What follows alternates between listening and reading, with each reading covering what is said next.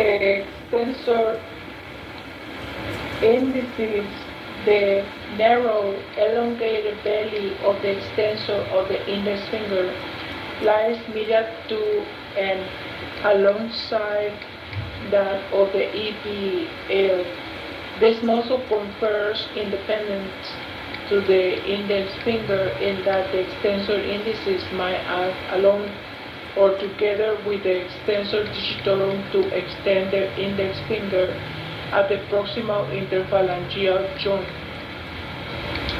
Right? As in pointing, and also helps extend the hand. The arteries of the forearm. The main arteries of the forearm are the ulnar and radial arteries. The brachial artery usually ends opposite the neck of the radius.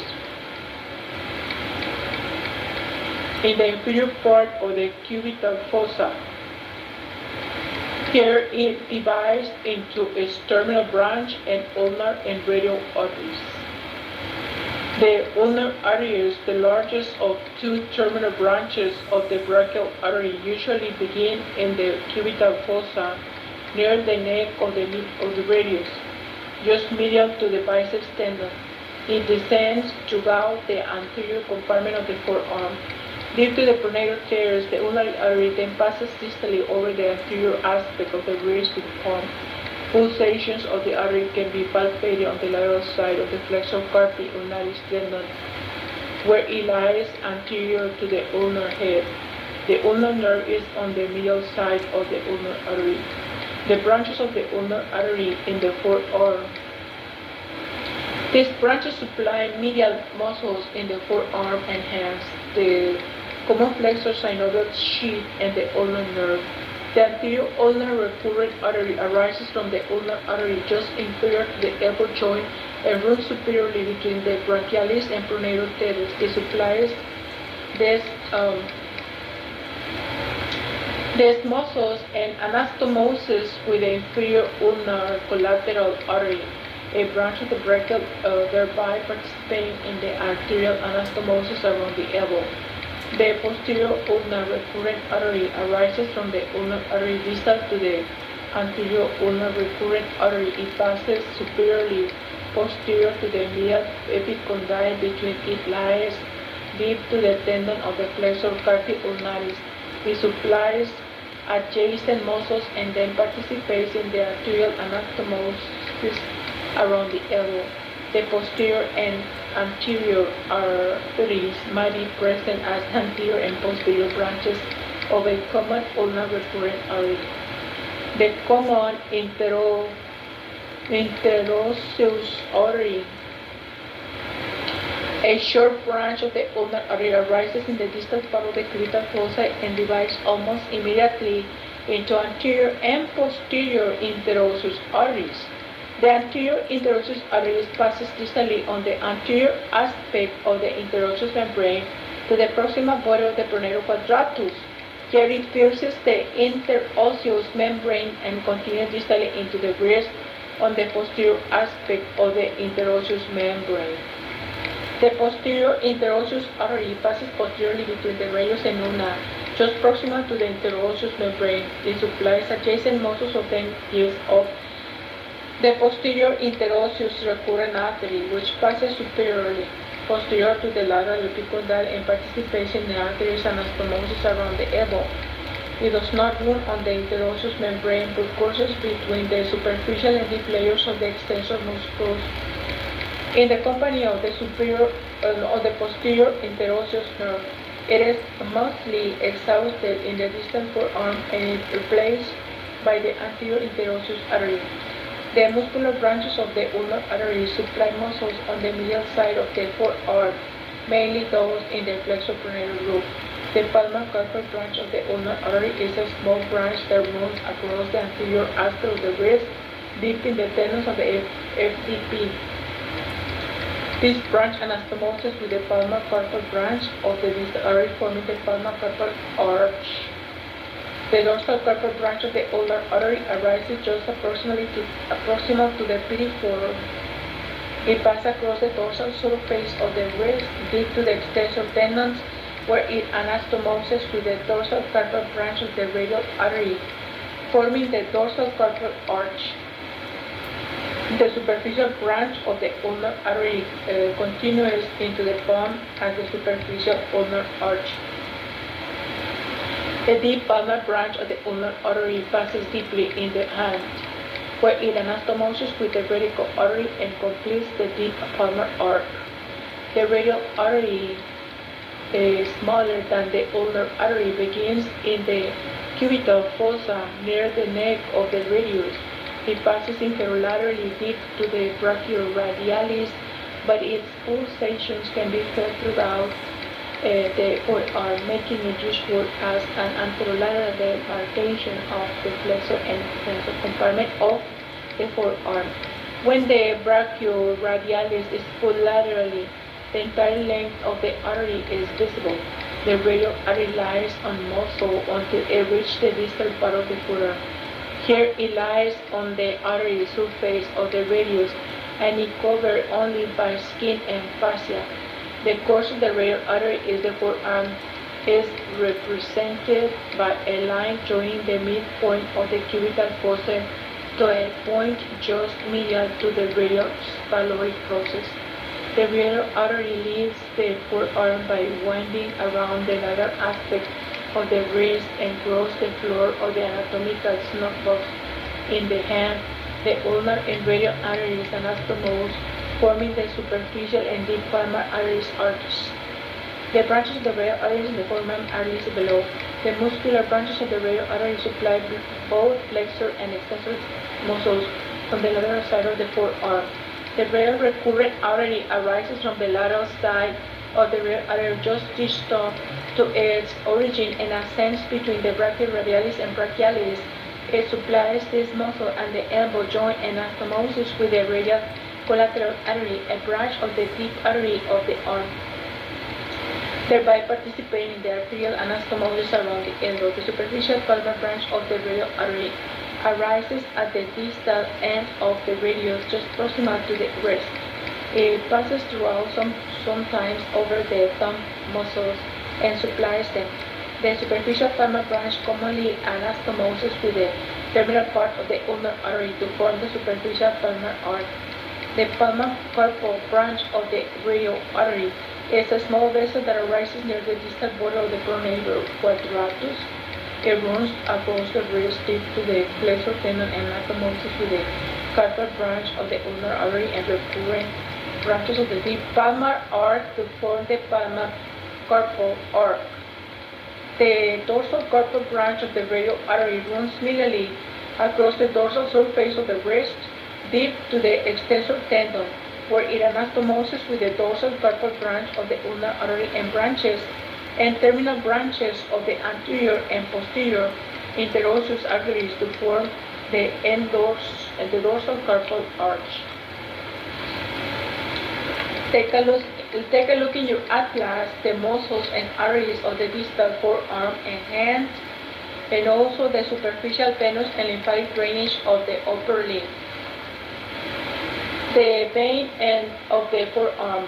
In the forearm, as in the arm, are superficial and deep veins. The superficial veins are sent in the subcutaneous tissue. The deep veins accompany the deep forearm, which are the antebrachial and arteries. The superficial veins, the main superficial vein of the forearm are the cephalic, the bacillic, the median cubital, and antebrachial veins and their tributaries.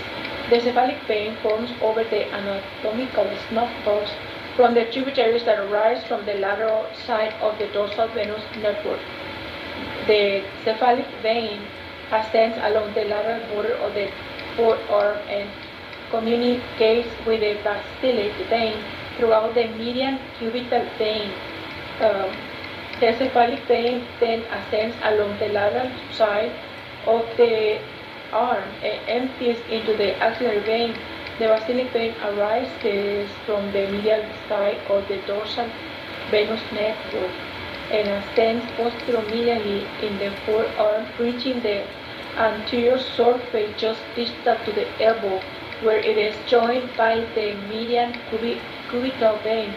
The median antebrachial vein drains subcutaneous tissue in the anterior aspect of the wrist and forearm. It begins in the superficial venous palmar arc and usually ends in the basilic vein. The deep veins accompany the arteries are plentiful in the forearm. These accompanying veins arise from a deep venous arcade, which are a series of anastomosing venous arches in the hands. From the lateral side of the arcade, pair radial veins arise and accompany the radial artery. From the medial side, pair ulnar veins arise and accompany the ulnar artery. The veins accompanying each artery anastomose freely with each other. The radial and ulnar veins drain the forearm but carry relatively little blood from the hand. The deep veins are sent in the forearm along the sides of the corresponding arteries, receiving tributaries from veins, leaving the muscles with which they are related. Deep veins communicate with the superficial vein. The deep interosseous vein, which accompany the interosseous arteries, unite with the accompanying veins of the radial and ulnar arteries. The deep vein in the cubital fossa are connected to the medial cubital vein and superficial vein. The deep cubital vein also unite with the accompanying veins of the brachial artery. The nerves of the forearm. The nerves of the forearm are median, ulnar, and radial. The medial nerve is the principal nerve of the anterior, which is flexor pronator compartment of the forearm.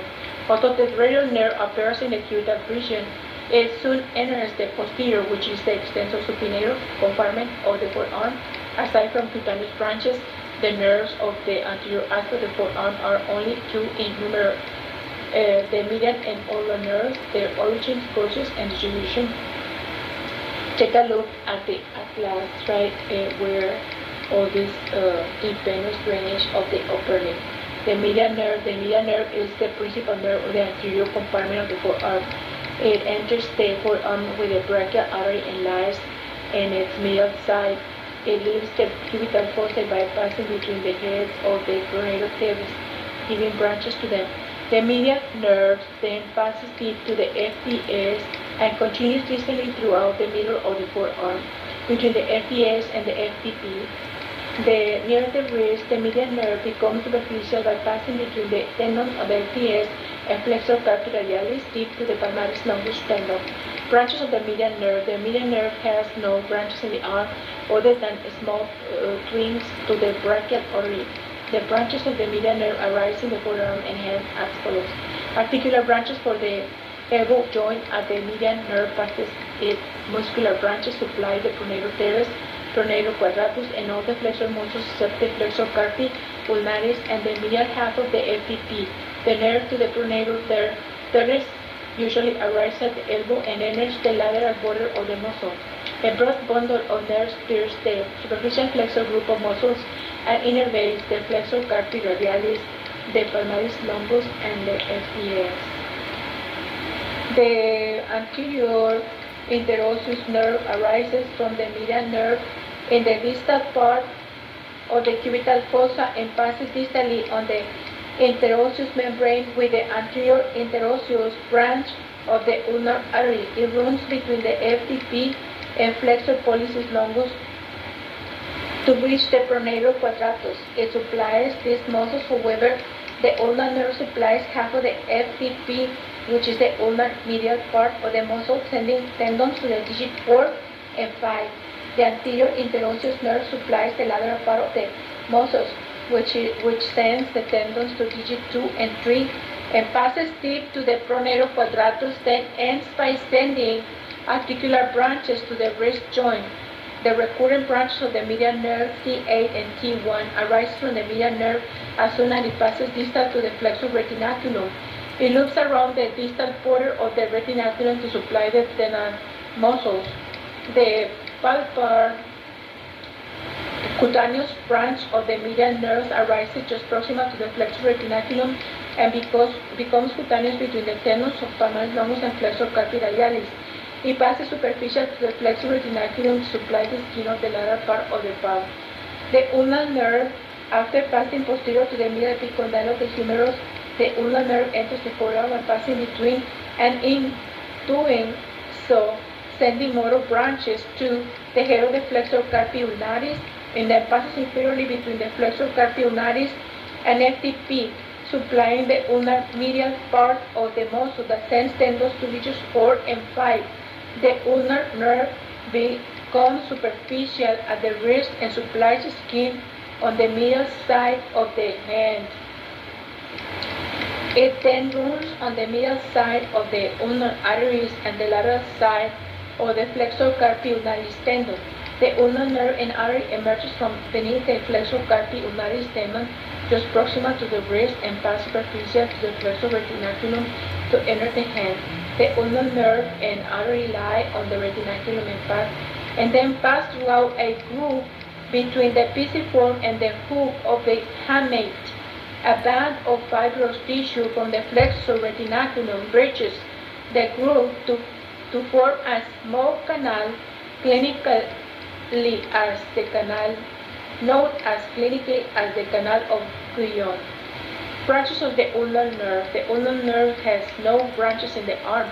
They arise in the forearm and hand as follows. The articular branches pass to the elbow joint while the nerve is between the olecranon and medial epicondyle. The muscular branches supply the flexor carpi ulnaris and the medial half of the FTP. The palmar cutaneous branch arises from the ulnar nerve near the middle of the forearm and descends under the antebrachial fascia anterior to the ulnar artery. The nerve pierces the deep fascia in the distal third of the forearm to supply the skin on the medial part of the palm. Take a look in your atlas, the neuromuscular structures in the anterior aspect of the forearm and wrist.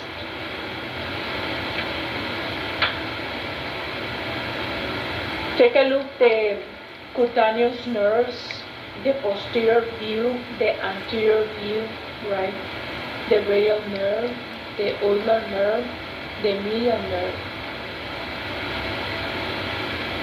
The dorsal cutaneous branch arises from the ulnar nerve in the distal half of the forearm and passes posteriorly between the ulna and the flexor carpi ulnaris to supply the posterior surface of the medial part of the hand and the digits.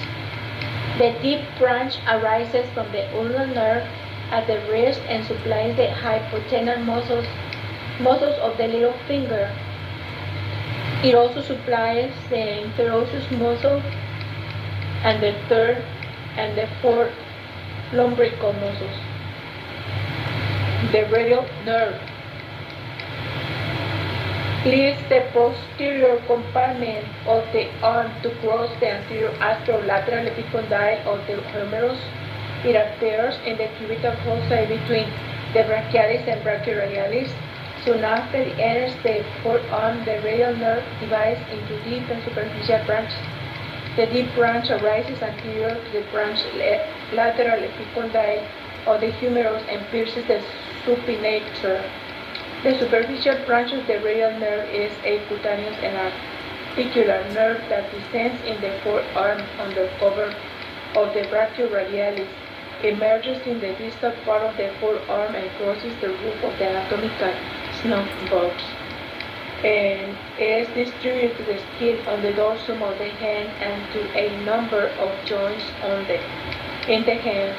The deep branch of the radial nerve, the largest of the two terminal branches, is the direct continuation of the radial nerve. After it pierces the supinator, it went out round the lateral aspect of the neck of the radius and enters the posterior compartment of the forearm. The posterior interosseous nerve is the continuation of the deep branch of the radial nerve. The posterior cutaneous nerve of the forearm A branch of the radial descends along the posterior aspect of the forearm to the wrist, supplying the skin during its course. Right. The hand, the wrist is as the junction of the forearm and hand. Movement of the hand occurs at the wrist joint. The hand, manus, known as manus, right, el manus, is the manual part of the upper limb. Distal to the forearm, the skeleton of the hand consists of carpals in the wrist, metacarpals in the hand proper, and phalanges in the digits. The digits are numbered from 1 to 5, beginning with the thumb and ending with the little finger. Because of the importance of manual dexterity in occupational recreational activities, a good understanding of the structural function of the hand is essential for all persons involved in maintaining or restoring its activities: free motion, power grasping, precision handling, and pinching. The power grip, the palm grasp, refer to forcible motions of the digit acting against the palm. The fingers are wrapped around an object with counter pressure from the thumb. For example, when grasping a cylindrical structure, the power grip involves the long flexor muscle to the fingers, the intrinsic muscles in the palm, and the extensors of the wrist. A hook grip is the posture of the hand that is used when carrying a briefcase. This grip involves primarily the long flexors of the finger, which are flexed to a varying degree depending on the size of the object that is grasped. The precision handling grip involves a change of the position of a handled object that requires fine control of the movement of the fingers and thumb. For example, holding a pen or winding a wrench or watch. In a precision grip, the wrist and fingers are held firmly by the long flexor and extensor muscle, and then extrinsic hand muscles performed by movement of the digits, like when threading a needle or buttoning a shirt or blouse. The pinching refers to compression of something between the thumb and index finger, handling a teacup, or between the thumb and adjacent two fingers, snapping the fingers. The position of rest is assumed by an inactive hand, right? When the forearms and hands are laid on a table, this position is often used when it is necessary to immobilize the wrist and hand in a cast to stabilize a fracture.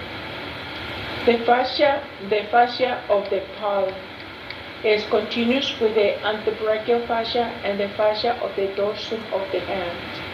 The palmar fascia is thin over the thenar and hypothenar eminences, but it is thick centrally where it forms the fibrous palmar aponeurosis, and in the digits where it forms the digital sheaths. The palmar aponeurosis, a strong, well-defined part of the deep fascia of the palm, covers the soft tissue and overlies the long flexor tendons. The proximal end or apex of the triangular palmar aponeurosis is continuous with the flexor retinaculum and the palmaris longus tendon. When the muscle is present, the palmar aponeurosis is the expanded tendon of the palmaris longus. Distal to the apex, the palmar aponeurosis forms four longitudinal digital bands that radiate from the apex and attach distally to the bases of the proximal phalanges and become continuous with the fibrous digital sheaths. The fibrous digital sheaths of the hand, the fibrous sheaths of digits, are ligamentous tubes that enclose the synovial sheaths, the superficial and deep flexor tendons. and the tendons of the flexor pollicis longus in the passage along the palmar aspect of the respective digits. The flexor digital sheets are composed of 5 annular and 4 cruciform cross-shaped parts or plates.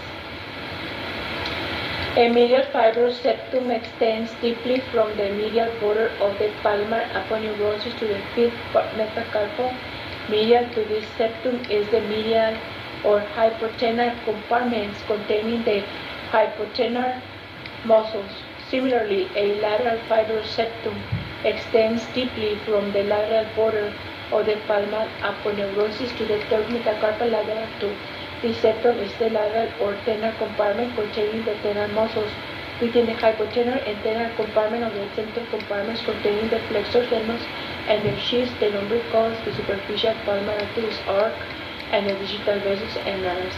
The deepest muscular plane of the palmar is the adductor compartment containing the adductor pollicis muscle. Between the flexor tendons and the fascia covering the deep palmar muscles are two potential spaces, the tenar space and the mid-palmar space. The spaces are bounded by fibrous septa passing from the edges of the palmar aponeurosis to the metacarpals. Between the two spaces is the especially strong lateral fibrous septum that is attached to the third carpal.